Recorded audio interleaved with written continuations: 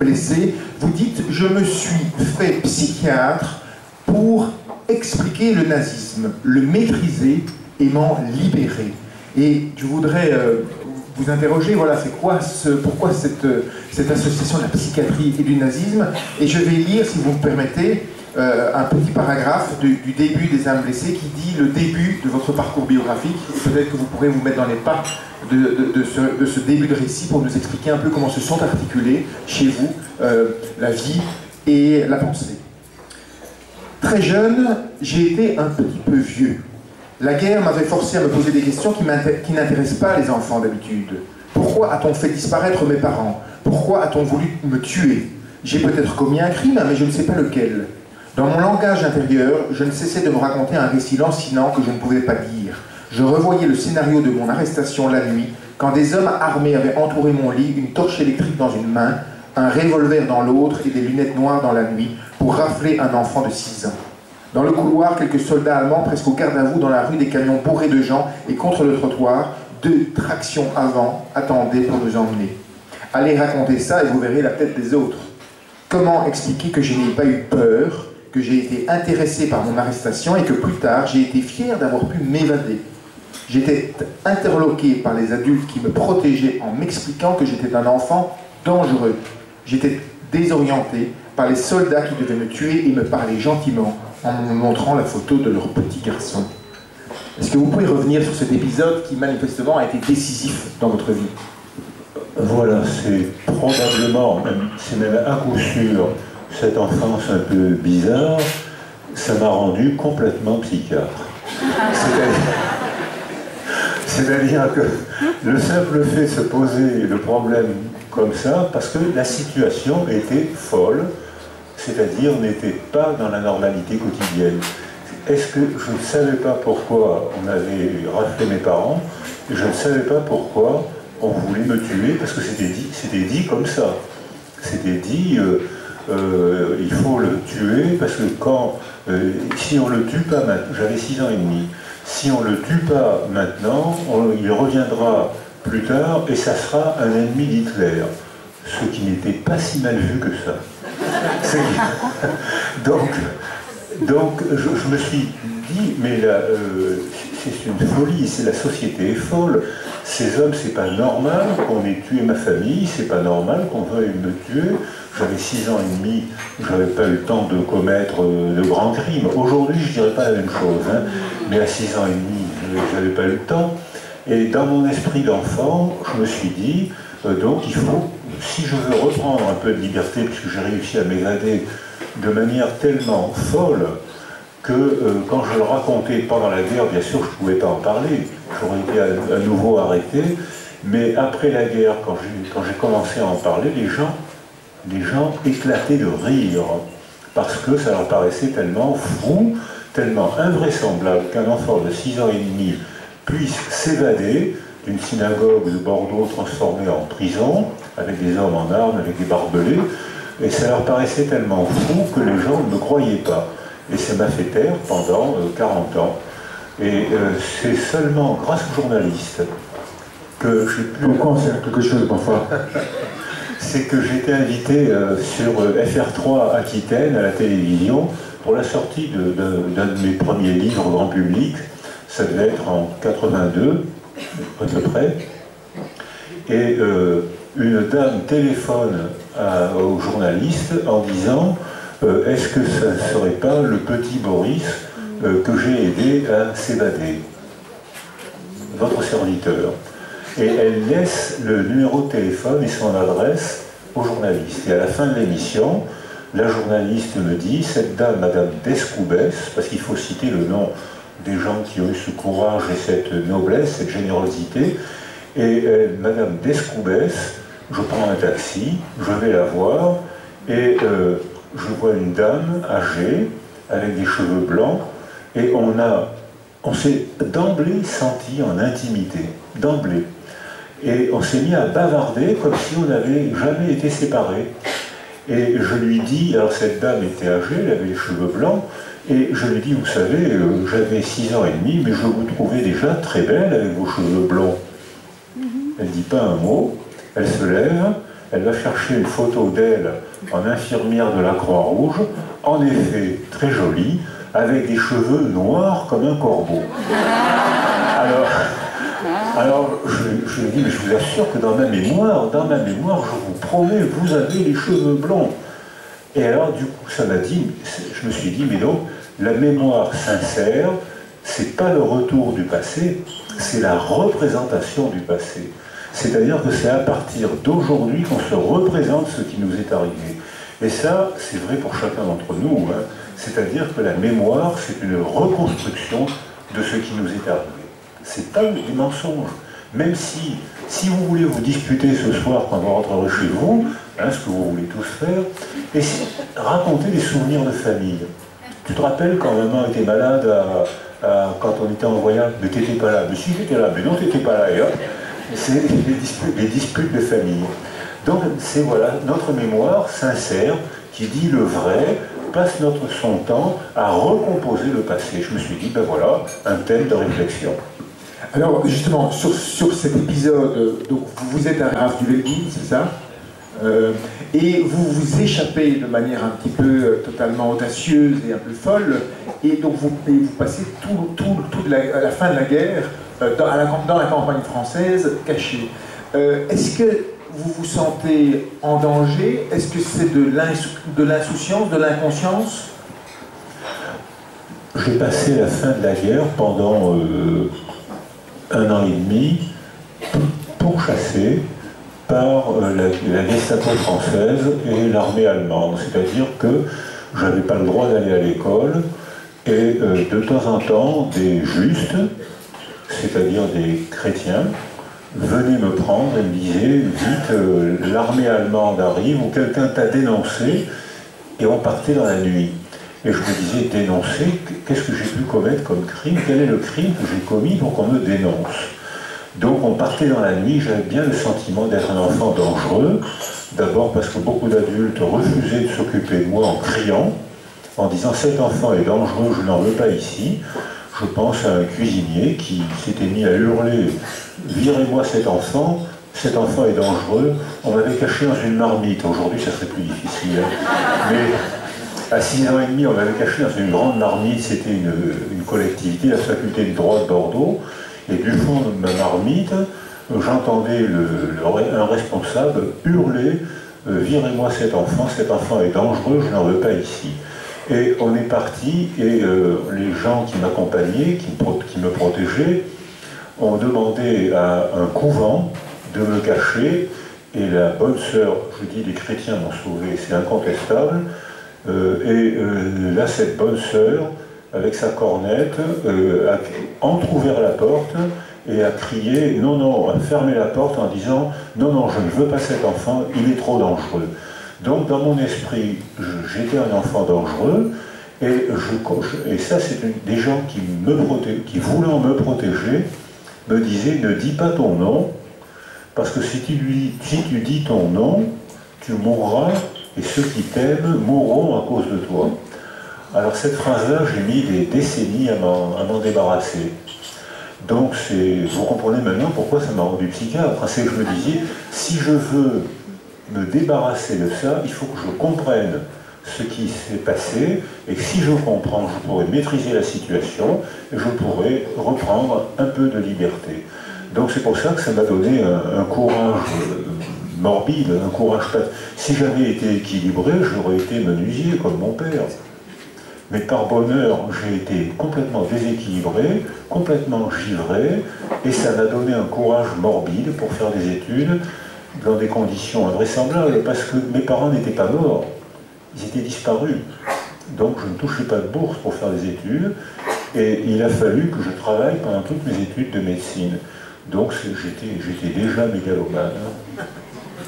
Alors, ce qui est intéressant dans le passage que j'ai lu, c'est qu'à la fois, et qui est peut-être un des ressorts de votre réflexion, de votre travail, vous dites « j'ai été l'objet d'une accusation délirante, j'étais dangereux, moi enfant de 6 ans, je menaçais ces gens-là », mais en même temps, vous dites « ces gens-là étaient à la fois monstrueux, mais ils s'adressaient à moi comme un enfant, et ils me montraient la photo ».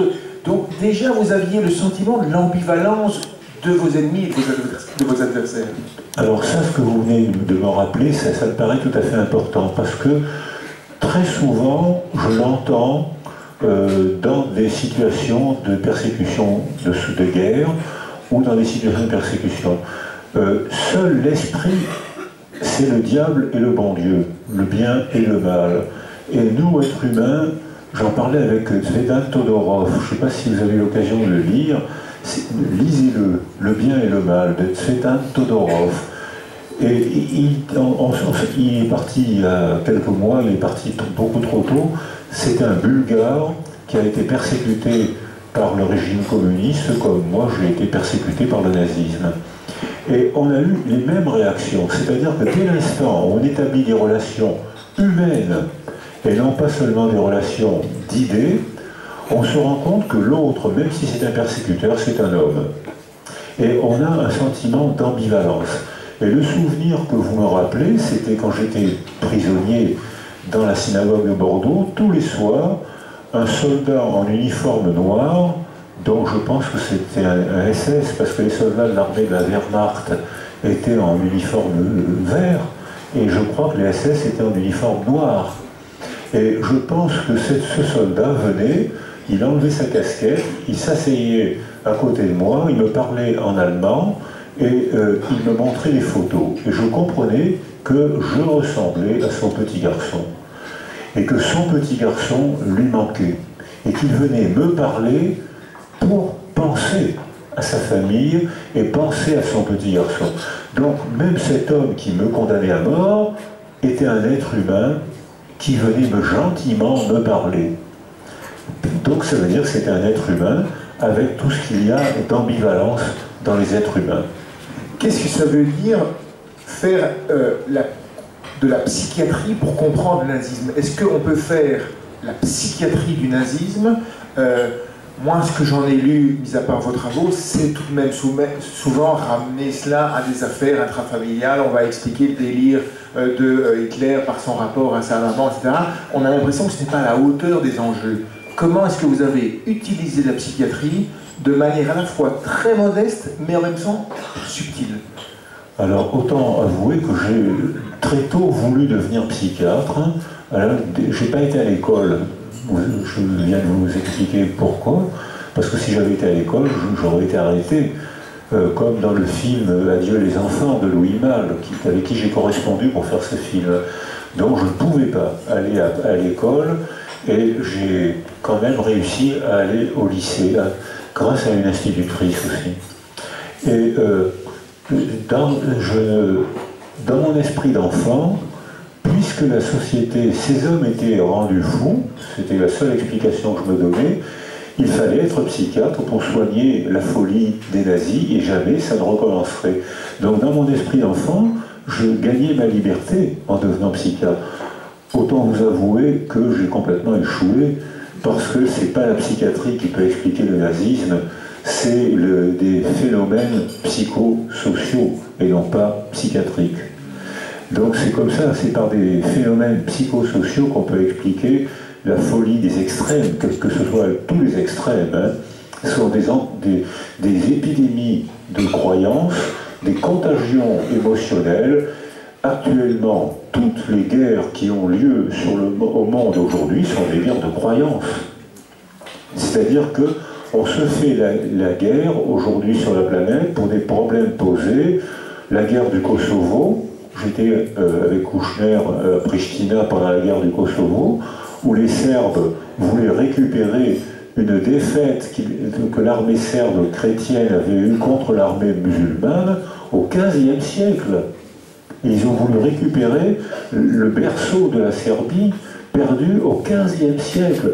Actuellement au Proche-Orient, et cette ville est fortement intéressée par les problèmes du Proche-Orient, eh bien actuellement au Proche-Orient, les problèmes qui provoquent des guerres chroniques ou suraiguës comme en Syrie sont des problèmes posés il y a plus de 1000 ans. Les chiites et les sunnites se font la guerre depuis le 7e, 8e siècle. C'est des problèmes posés il y a des milliers d'années. Donc je pense qu'on est prisonnier de notre mémoire, et qu'il me paraît nécessaire de réfléchir à notre mémoire individuelle et à notre mémoire collective pour essayer de ne pas se laisser piéger par la mémoire et apprendre à vivre autrement aujourd'hui, au XXIe siècle, avec différentes couleurs de poils, avec différentes couleurs d'yeux, avec différentes couleurs de peau, avec différentes croyances religieuses, et c'est avec ça qu'on doit vivre. Alors, avant d'en venir à notre actualité, je voudrais quand même parcourir quelques-uns de vos concepts que vous avez introduits. Vous avez fait des études de psychologie, de psychiatrie, mais vous êtes aussi intéressé à l'éthologie. D'abord, qu'est-ce que c'est l'éthologie et en quoi vous avez jonglé, si je puis dire, avec les outils de la psychiatrie, mais aussi avec ceux de l'éthologie? Alors, j'ai eu la chance de faire médecine à Paris, boulevard Saint-Germain. Et de l'autre côté du boulevard Saint-Germain, il y avait l'Institut de psychologie, où on pouvait se présenter sur concours. Je crois qu'il n'y a plus de concours aujourd'hui, mais quand j'étais étudiant, il y avait un concours. Donc, en trichant un peu, j'ai pu faire les deux études en même temps. Mais ça reste entre nous, ça, hein, ça ne sort pas de la salle. Hein. Donc, je faisais signer des feuilles de présence et j'allais en psychologie quand j'aurais dû être en médecine et inversement. Donc, aujourd'hui, je crois que c'est tellement bien organisé que ça ne serait plus possible aujourd'hui. Et donc, j'ai fait les deux études en même temps. Et la question que vous posez, c'est une question philosophique. Ça ne le surprendra pas, vu le journal où il travaille, ça ne va pas le surprendre. Et c'est une question de philosophie, c'est qu'aucun concept ne peut naître en dehors des récits sociaux. C'est-à-dire que quand Darwin, au XIXe siècle, a proposé cette idée qui est encore combattue aujourd'hui aux États-Unis et par l'islam, que l'évolution, c'est-à-dire que l'homme ne tombe pas du ciel, l'homme s'arrache à la nature par le monde de l'artifice, artifice de l'outil et artifice du verbe. Donc l'homme s'arrache à la nature en créant le monde artificiel qui caractérise la condition humaine. C'est Darwin qui a proposé cette idée en disant, à l'origine, on est d'abord des êtres de biologie. On a tous, un jour, on a tous été des mammifères aquatiques pendant 9 mois. Tous. On a vécu dans le ventre d'une femme et on a respiré par des branchies et elle nous a nourris par le cordon ombilical et ensuite elle nous a nourris par ses seins. Donc on a d'abord tous été des mammifères.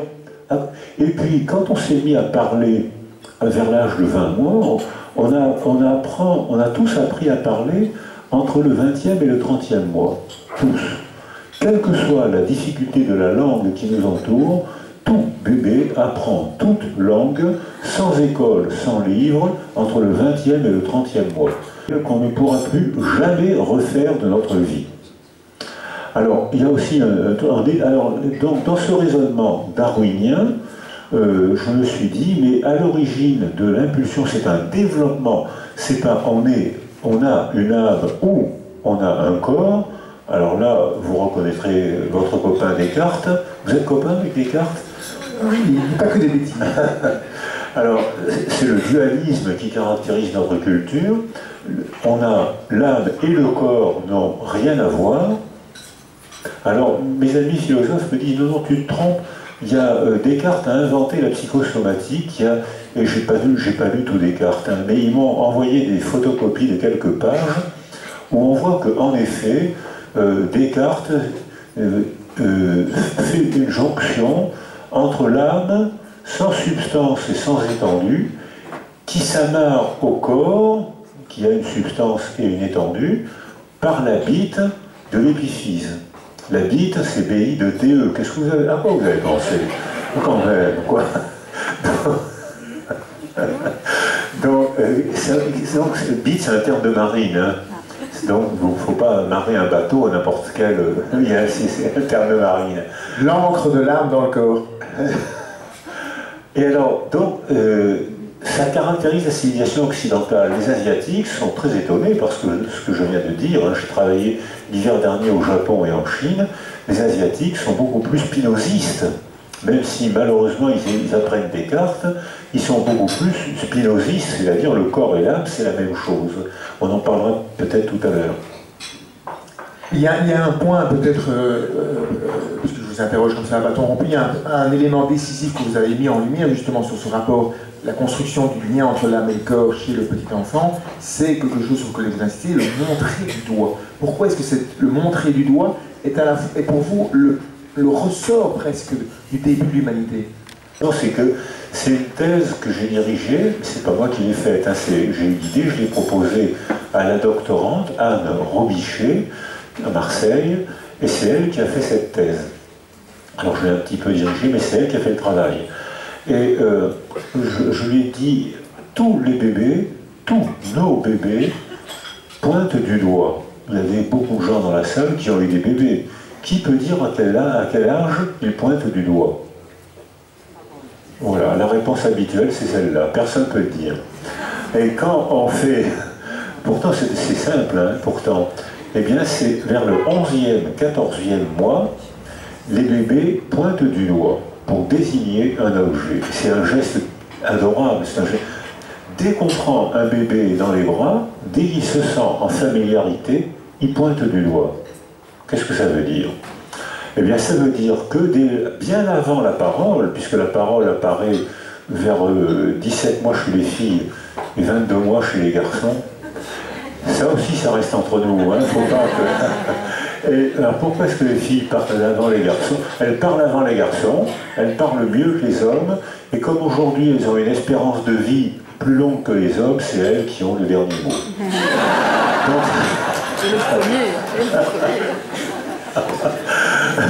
Et donc, ça veut dire que dès l'instant où un bébé de 11-14 mois pointe du doigt, ça nous fait comprendre qu'il a compris que je suis, moi bébé de 11-12 mois, je suis dans les bras de quelqu'un qui me sécurise, je veux partager le monde que je vois, je veux le partager avec cette figure d'attachement, c'est ma mère, mon père ou quelqu'un qui me sécurise, et pour partager quelque chose avec ma figure d'attachement, je désigne un objet, je regarde ma figure d'attachement pour orienter son monde mental, pour piloter son monde mental vers l'objet que je désigne.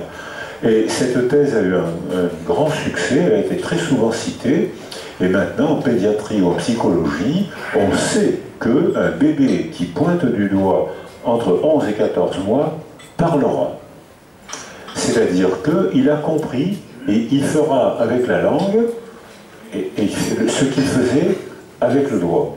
Et s'il est sourd, il fera avec les signes de la main. La convention, c'est une langue, hein, c'est une langue avec la main, si on peut dire. Donc il fera avec la main, il parlera avec la main, avec l'arbitraire du signe, exactement comme nous, on le fait avec la langue. S'il ne le fait pas, c'est qu'il y a des troubles. Et s'il ne le fait pas, alors Bernard Gols a repris ce travail à la WAME, la World Association Infant Mental Health, et il a repris ce travail et il a montré que sur une population de 6000 enfants, 44 ne pointaient pas du doigt à 14 mois. Donc il a fait téléphoner aux familles, monsieur, madame, on sait que votre enfant a 14 mois, voulez-vous l'amener en consultation, voulez-vous qu'un psychologue aille chez vous? Et sur ces 44 enfants, 30 enfants avaient connu une tragédie familiale, mort du père, ou maladie grave, mort de la mère, ou maladie grave, ça avait retardé leur développement. Il a suffi de sécuriser ces enfants pour qu'ils rattrapent leur retard en quelques mois, et 14 ont été diagnostiqués autistes. Une petite...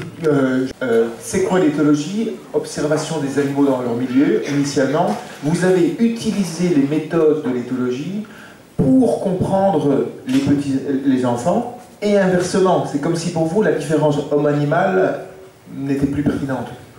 On est des animaux humains. On est des animaux humains, et notre caractéristique, c'est qu'on est capable de penser et de fabriquer, d'inventer un monde de l'artifice, de l'outil et du verbe. Alors, en fait, c'est surtout John Bowlby et René Spitz, qui est un psychanalyste, qui, avec Anna Freud, la fille de papa, qui ont les premiers, dès 1944, ils ont utilisé les concepts d'éthologie animale pour observer des bébés qui ne parlaient pas encore. Ils étaient à Londres, et les Anglais ont payé très cher la guerre. Les Belges aussi l'ont payé cher, hein. Mais les Anglais l'ont payé très cher parce qu'ils ont été bombardés. Et il y avait des centaines de milliers d'enfants qui avaient été pris sous les décombres des bombardements allemands et qui avaient vu leurs parents mourir, qui eux-mêmes avaient été pris sous les décombres et qui ne parlaient pas encore, c'est des bébés.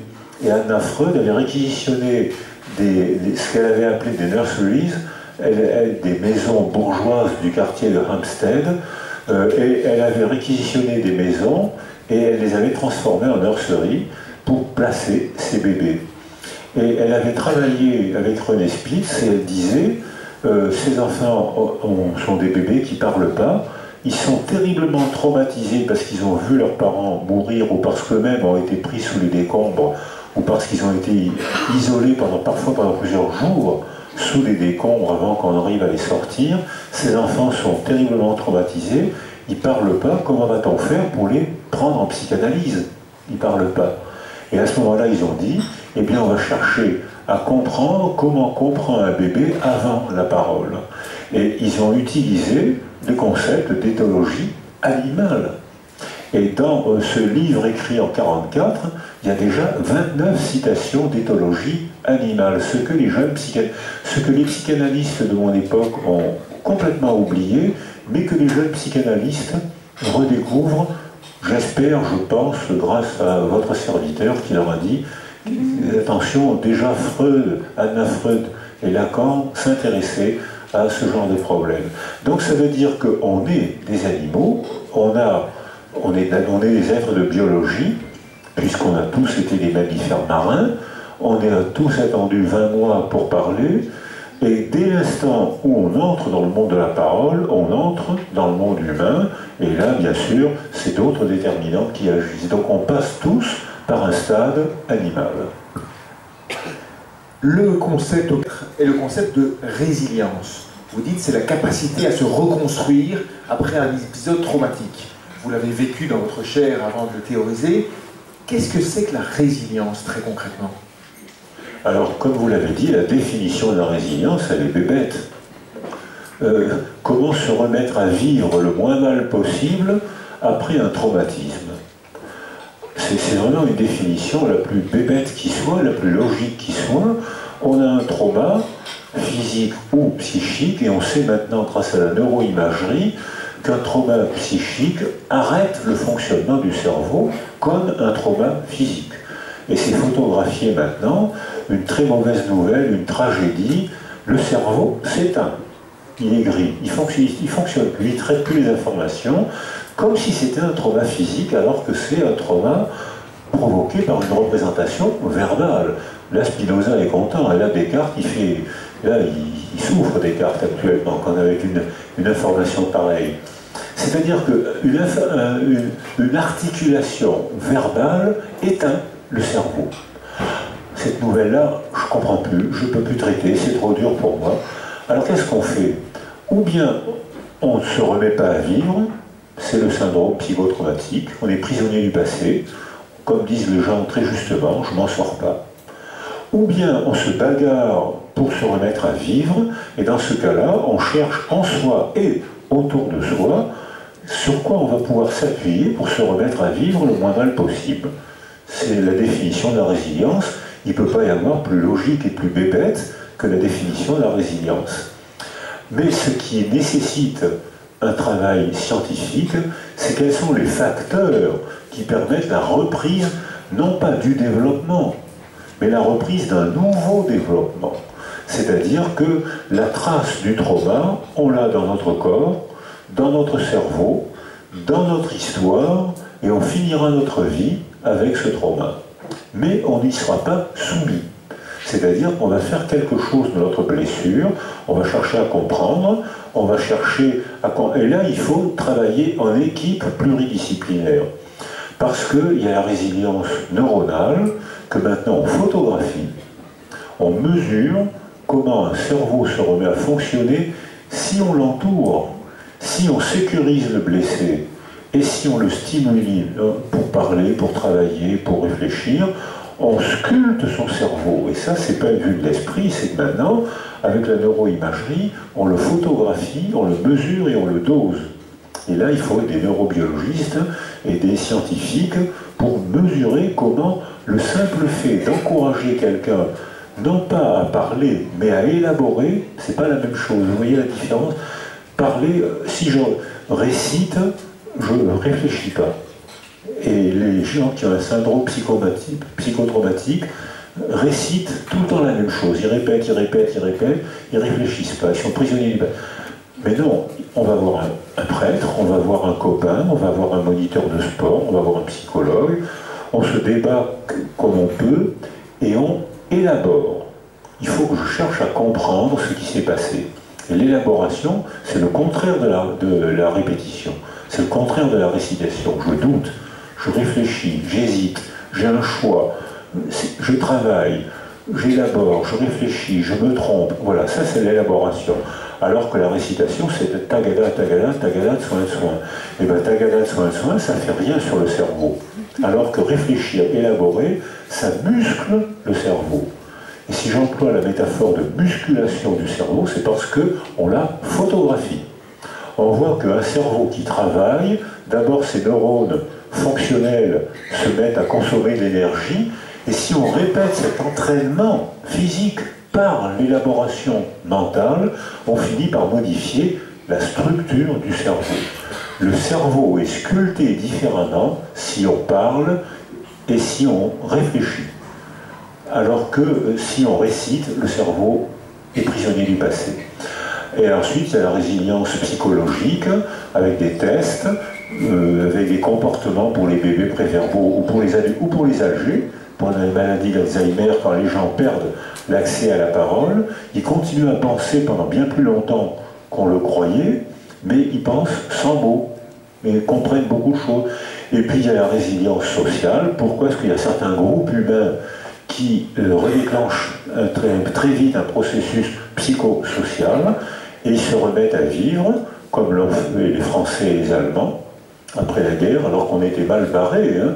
Eh bien non, on a déclenché un processus de réhabilitation et maintenant, mes enfants ont fait Erasmus, qui est une très belle invention. Et moi, je leur dis, j'ai voté pour l'Europe. J'ai rien compris aux explications, j'ai voté pour l'Europe. Et mes enfants me disent, mais pourquoi tu as voté pour l'Europe? Je leur dis, parce que pour moi, voter pour l'Europe, ça signifie la fin de la guerre, la réconciliation avec les Allemands. Et mes enfants ont été surpris, mais parce que pour eux, ce problème n'existe pas. Ils ont eu des copains de classe qui étaient allemands, ils partent en vacances en Autriche, en Allemagne. J'habite au bord de la mer, ce qui est un délicieux piège à enfants. C'est-à-dire que le fait que j'habite au bord de la mer, tous les étés, mes enfants invitent leurs copains, et c'est délicieux. Il y a une bande de jeunes, alors ils parlent anglais impeccablement, les Allemands, les Iraniens qui viennent chez moi, parce que mon fils a des copains iraniens, et je dirige une thèse actuellement sur une petite iranienne, et dans ces enfants qui parlent allemand ou arabe ou perse, c'est charmant, et ces sales gosses parlent un anglais impeccable. Donc ça veut dire que pour eux, ça n'avait pas le même sens que pour moi. Pour moi, c'était la fin de la guerre, et pour eux, ils se demandaient où était le problème. La résilience est imposée. On parle aujourd'hui de villes résilientes après des catastrophes, on parle d'entreprises résilientes. Est-ce que ça reste tout de même pas un mystère, cette capacité qu'ont certains de surmonter un échec ou un drame ou un accident, et le fait que d'autres, souvent bien involontairement, malgré leur volonté, restent enferrés dans cette situation? Alors voilà, c'est pour répondre à cette question que j'ai animé, que j'anime encore, plusieurs groupes de recherche. Ces groupes doivent être pluridisciplinaires, comme le recommande maintenant le CNRS, en Belgique c'est le FNRS, l'INSERM, l'ANR, c'est l'Agence nationale de la recherche, qui recommande des équipes pluridisciplinaires.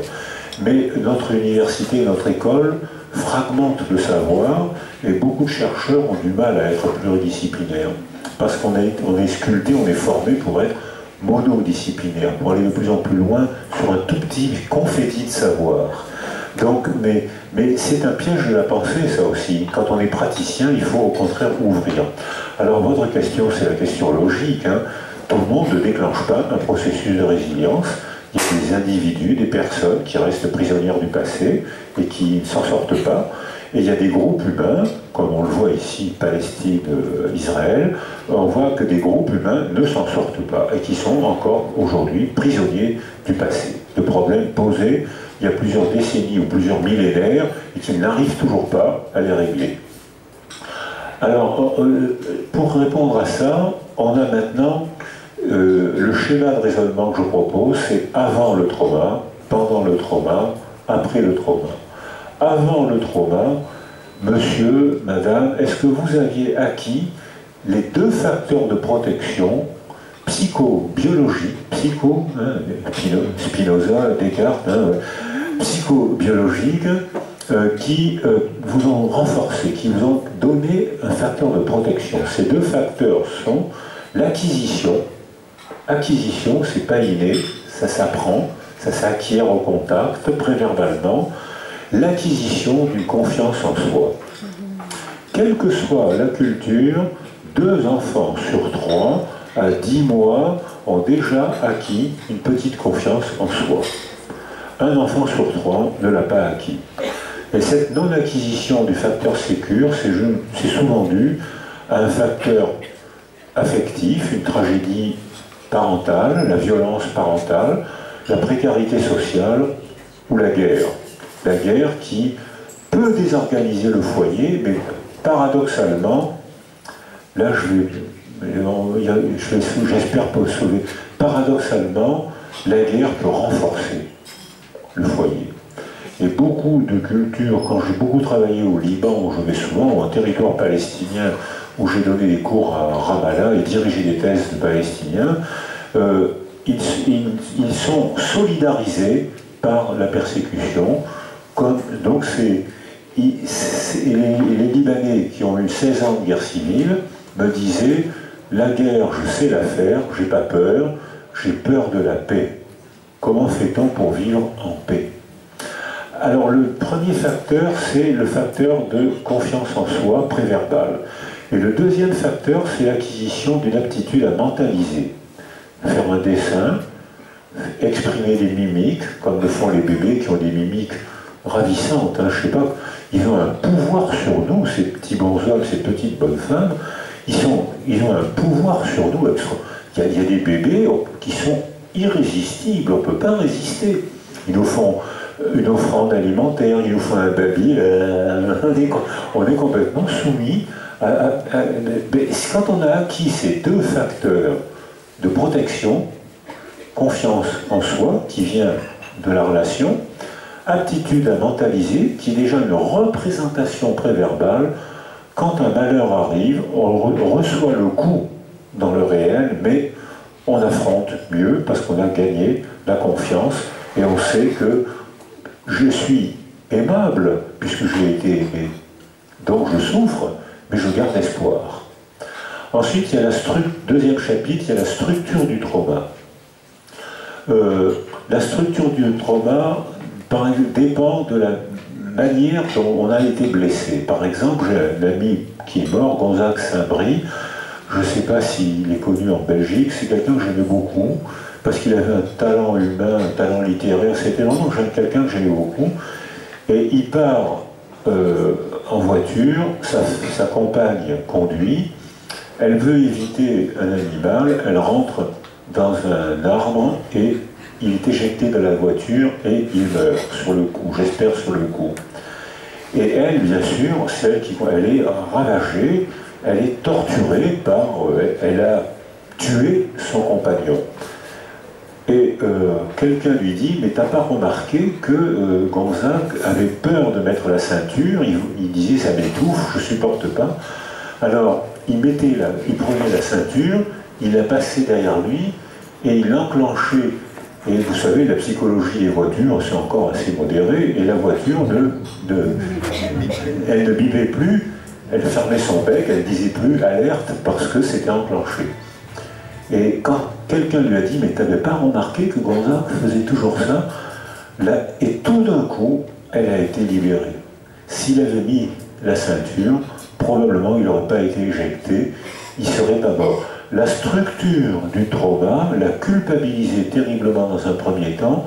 Dès qu'elle a structuré une information verbale, tu n'avais pas remarqué qu'il ne mettait pas sa ceinture, une information verbale a modifié la représentation du trauma et elle a été soulagée. Le deuil, elle le fait, le deuil, elle est très malheureuse, mais elle est moins coupable. Donc la structure du trauma joue un rôle, la manière dont elle est agressée. Et troisième chapitre, après le trauma, 2 mots clés, soutien et sens. Si on laisse quelqu'un seul après un trauma, on est sûr qu'il va évoluer vers le syndrome psychotraumatique. On a fait des études populationnelles, quel que soit le trauma naturel, tremblement de terre, etc., guerre. Si la personne est laissée seule, elle aura un syndrome psychotraumatique. Or, le soutien, il est préverbal. Faut pas faire... tu veux une tasse de café, tu parleras quand tu pourras, quand tu voudras. Pour l'instant, je suis là, voilà une couverture, voilà une tasse de café. Et là encore, on commence à savoir ce qui protège le mieux les gens, et assez paradoxalement, c'est l'action. La présence sécurisante et l'action. Faites quelque chose. Les Israéliens, dont on parle beaucoup dans cette ville, et les Palestiniens bien sûr, les Israéliens ont très régulièrement des attentats, non pas depuis la création d'Israël, mais depuis la fin du XIXe siècle, des attentats constants. Bien avant, 50-60 ans avant la question d'Israël, il y avait déjà des pogroms sur ce qu'on appelait les juifs palestiniens. Il y avait des pogroms, il y avait des attaques de kibbutz, donc ça fait plus de 100 ans que ça dure. Donc ils sont accoutumés à cette tragédie. Les Palestiniens ne sont pas encore accoutumés, on en parlera si vous le souhaitez. Et les Israéliens savent qu'après, j'en témoigne, je l'ai vu, après un attentat, il faut tout de suite se remettre à faire quelque chose. Prendre une pelle, rencontrer quelqu'un, téléphoner, c'est le meilleur facteur de protection. Et ensuite, une fois que le lien, parce que la neuroimagerie photographie comment quelqu'un qui est laissé seul avant une trauma ou seul sans trauma, son cerveau s'atrophie. Le stimulant de mon cerveau, c'est vous. C'est-à-dire, c'est votre manière de me parler, votre manière d'établir une relation. Vous, votre présence, stimule biologiquement mon cerveau. Alors là, Descartes, un Spinoza, voilà. On a compris, oui. Donc c'est votre présence qui nourrit et stimule mon cerveau. Être ensemble, on n'a pas le même cerveau si on est ensemble. Alors, et le deuxième et le dernier mot du processus de la résilience, c'est donner sens.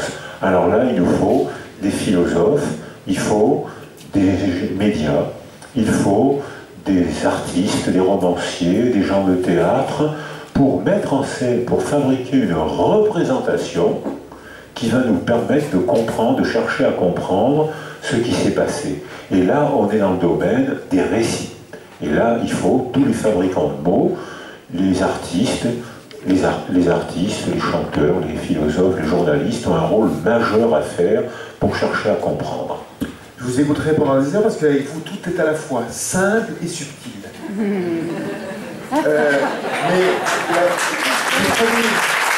voudrais juste terminer par l'actualité, qui est à la fois notre actualité et votre actualité éditoriale. Votre prochain livre s'intitule « Psychothérapie de Dieu », titre très intriguant. Il y avait déjà un chapitre de votre livre « Les âmes blessées » qui s'appelait « Psychothérapie du diable », où vous montriez justement, vous aviez essayé de comprendre avec les outils, vous, de la psychiatrie, cette folie qu'avait été le nazisme.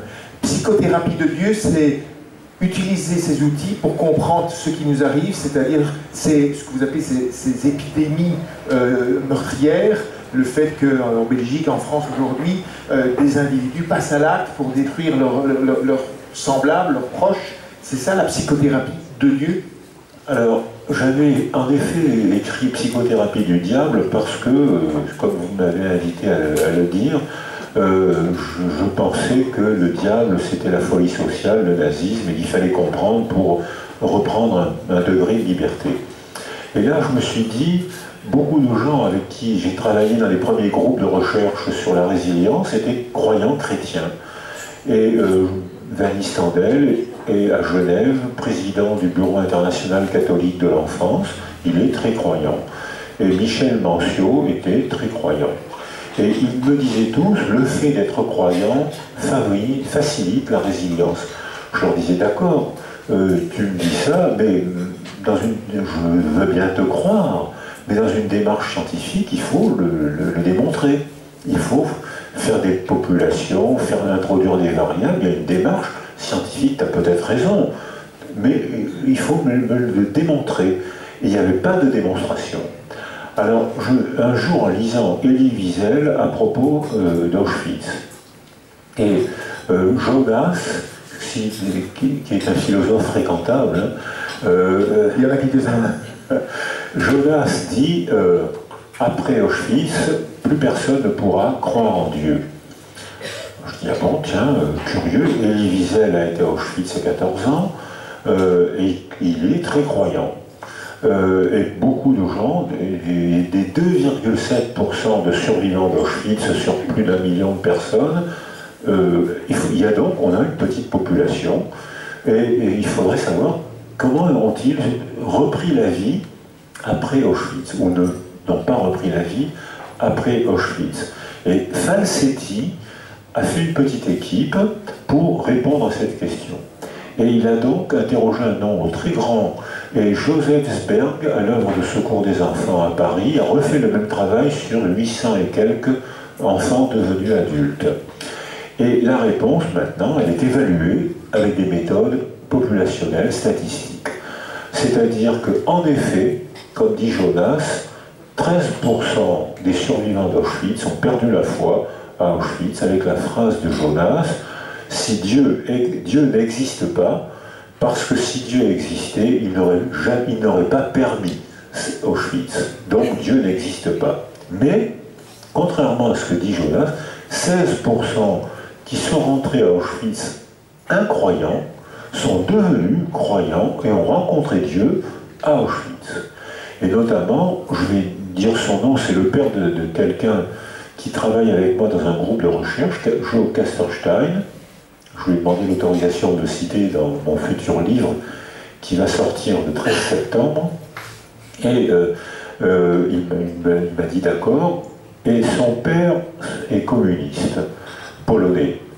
Et son grand-père est très croyant, juif, polonais. Donc les deux étant communistes, bien sûr, les deux hommes entrent en conflit. Parce que le communiste dit Dieu c'est l'opium du peuple, enfin vous connaissez les phrases. Et les deux hommes se disputent, se séparent, le père et le fils se séparent, ils sont arrêtés tous les deux et ils se retrouvent à Auschwitz, et le fils voit son père tout nu rentrer dans la chambre à gaz. Et le père, entrant dans la chambre à gaz, crie à son fils « Reviens à Dieu, reviens à Dieu ». Le fils est sidéré, son père entre dans la chambre à gaz et vous connaissez la suite. Et le fils est sidéré et ce communiste devient croyant. C'est comme Paul Claudel, c'est-à-dire qu'on peut devenir croyant comme une déclaration d'amour. J'aime maman, j'aime papa, donc j'aime le Dieu qu'ils aiment. Et partager le même Dieu, c'est une déclaration d'amour. Alors ça, c'est apprendre Dieu dans sa famille comme on apprend à aimer. Et puis on peut, au contraire, différemment, découvrir Dieu comme Paul Claudel, comme Emmanuel Schmitt, on découvre Dieu au cours d'une angoisse extrême, comme le père de Joseph Casterstein, qui découvre Dieu par un choc émotionnel intense, comme Pierre Janet l'avait déjà décrit au XIXe siècle. Pierre Janet, l'élève de Charcot, il avait déjà décrit qu'on peut découvrir Dieu au cours d'un accès d'angoisse extrême, où on passe de l'angoisse à l'extase. Et c'est ce qui s'est passé. Alors j'ai complètement oublié votre question, mais je suis très content de ma réponse. Juste non, parce qu'on va passer aux questions. En quoi est-ce que ces outils, ces folies meurtrières de passage à l'acte, de radicalisation au nom de Dieu? Alors, j'ai été invité il n'y a pas longtemps parce que j'ai connu Macron quand j'étais avec lui à la commission Attali. On l'estimait déjà beaucoup. Et j'ai même connu Macron longtemps avant sa naissance. Parce que j'ai eu son père, quand j'étais interne à Paris, en neurologie, j'ai eu son père comme externe. Et son père est devenu professeur de neurologie à Amiens. Et je crois même que j'ai eu sa mère comme externe. Donc, c'est vous dire, si j'ai connu Macron bien avant, à l'époque. Vous avez vos entrées à l'Élysée aujourd'hui, donc.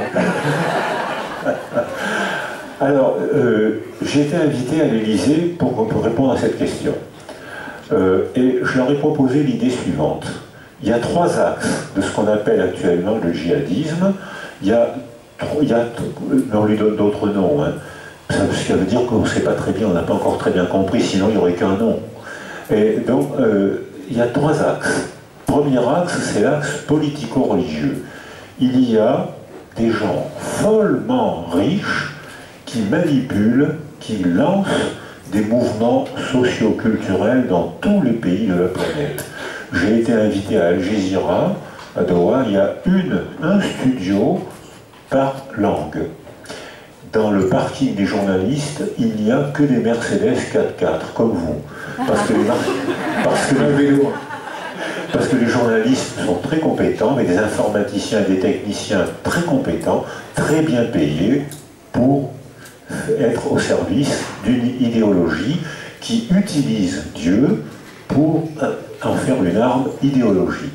Ça, c'est l'axe politico-religieux qui n'a rien à voir avec la spiritualité, mais qui a à voir avec une conquête du monde. Le deuxième axe, et là, c'est les politiciens qui devraient affronter ça. Le deuxième axe, c'est un axe existentiel. Que ce soit en Belgique, où les Belges ont le même étonnement que les Français, ce sont des gosses, parce que j'ai dépassé les 80 ans et je ne sais pas pourquoi, mais plus je vieillis, plus le monde me paraît jeune. C'est-à-dire que je suis entouré de jeunes actuellement, alors que quand je suis arrivé au monde, il n'y avait que des vieux autour de moi, maintenant il n'y a que des jeunes autour de moi. Donc, c'est un axe existentiel, normal, qui prouve quand même une défaillance de notre culture belge, française ou occidentale. C'est qu'on n'accueille plus nos jeunes. On ne les accueille plus à un moment où un jeune doit quitter sa famille. Pour l'éruption de 2 phénomènes. Le désir sexuel, il faut quitter sa famille. La fierté de devenir indépendant, il faut quitter sa famille. Or, on n'accueille plus ces jeunes. Maintenant, il y a un continent flottant où les jeunes sont diplômés, difficilement, maladroitement, et pas accueillis par la société qui leur donne de moins en moins de métiers de plus en plus tard. Or, c'est l'âge des engagements pour des raisons sexuelles, pour des raisons émotionnelles, pour des raisons sociales, c'est l'âge où on doit s'engager, et nos sociétés occidentales n'accueillent plus les jeunes. Arrive un gourou qui va les escroquer au nom de l'islam, et qui va les escroquer et leur dire, mais voilà, si tu pars en Syrie, on va te payer ton voyage et tu vas connaître une épopée, tu vas connaître une aventure merveilleuse. Et il y a des jeunes qui se laissent escroquer, parce qu'ils ont besoin d'épopées que notre culture ne satisfait plus. Et il y a un troisième axe qui, alors là, est l'axe psychiatrique, qui est incroyablement minoritaire. On l'a évalué. Il est minoritaire, il ne fait pas 1% des djihadistes. Hein. Or, la plupart, c'est l'axe existentiel. On l'a évalué aussi. 40% d'enfants de chrétiens partent faire le djihad. 40% d'enfants de gentilles familles musulmanes qui auraient bien voulu que leurs enfants s'intègrent, apprennent un métier, etc., qui partent faire 1% d'enfants de juifs qui partent faire le djihad. Donc ça veut dire que c'est la preuve d'une défaillance. Et puis le troisième axe, c'est l'axe psychiatrique, où je suis un paléopsychiatre, un archéopsychiatre, puisque j'ai été diplômé d'avant 68, à l'époque où la neurologie et la psychiatrie n'étaient pas séparées. Et j'ai connu Napoléon. J'en ai même connu plusieurs. C'est-à-dire qu'il y a eu plusieurs délires napoléoniens, et les gars étaient convaincus, c'est pas, vous savez, il y a les délirants, ils ont des convictions délirantes, hein. On ne peut pas discuter avec un délirant. Et très souvent, les délirants nous disent « Mais je suis Napoléon, il faut être fou pour ne pas le voir. » C'est-à-dire que c'est inversé. Vous le voyez bien, je suis Napoléon. Hein, vous ne le croyez pas, c'est la preuve que vous êtes fou, vous, pas moi. Donc, maintenant, après mai 68, virage culturel, il n'y a plus de délire. Les jeunes n'ont plus jamais entendu de délire napoléonien. Maintenant, c'est des délires de machines. Et ce sont les journalistes qui sont les plus impliqués dans les délires. De quel droit ce journaliste vole-t-il mes idées? De quel droit parle-t-il de moi à la télévision? Pourquoi est-ce qu'ils organisent, les journalistes, organisent un complot contre moi? C'est les gens, donc ici, les délires sont les témoins de notre structure culturelle. Donc, et là, alors là, les médias ne vont pas être contents, c'est que, pourquoi est-ce qu'il y avait des délires napoléoniens et pourquoi est-ce qu'on n'en parle plus maintenant? C'est parce que Napoléon structurait les discours d'avant 68, il y avait des exposés, il y avait des livres, il y avait des expositions, c'était très beau, il y avait une épopée napoléonienne. Sur le plan du réel, c'est une catastrophe européenne, de millions de morts, de ruines de tous les pays, surtout la France. Dans l'épopée, c'était merveilleux. Il y a encore, à Toulon, il y a encore un club bonapartiste aujourd'hui. Et maintenant, ça a changé. Et là, la conclusion est claire. Les Israéliens l'ont évalué. Plus on parle d'attentats criminels et effrayants dans leur absurdité, plus on va alimenter les délires de ces psychotiques et on va provoquer d'autres attentats. Merci beaucoup Boris Cyrulnik. Il nous reste, je demande 5-10 minutes ou encore un quart d'heure si possible pour les questions. Je ne sais pas s'il y a un micro. Mon ami Chartok avait appris à hypnotiser les animaux, il hypnotisait les poules, il hypnotisait aussi les caïmans, des fois il se trompait. Donc c'est un phénomène naturel. Les serpents hypnotisent les oiseaux qui ne bougent plus et qui se laissent attraper. J'ai vu, donc, entre hommes, entre êtres humains, on s'hypnotise aussi. Il y a des gens qui savent capturer l'âme des autres par leur prosodie, par leur manière de parler, ils savent capturer. Et en thérapie, effectivement, on peut utiliser cette fonction naturelle pour agir sur le monde mental d'un autre, pour le sécuriser et pour le dynamiser. Et l'hypnose qui a toujours existé, qui est même à l'origine de la psychanalyse, l'hypnose qui existe est un phénomène naturel que les jeunes redécouvrent maintenant, redépoussièrent, et qui effectivement est efficace. Parce que ça correspond à l'utilisation technique d'un phénomène naturel. Alors, je me suis fait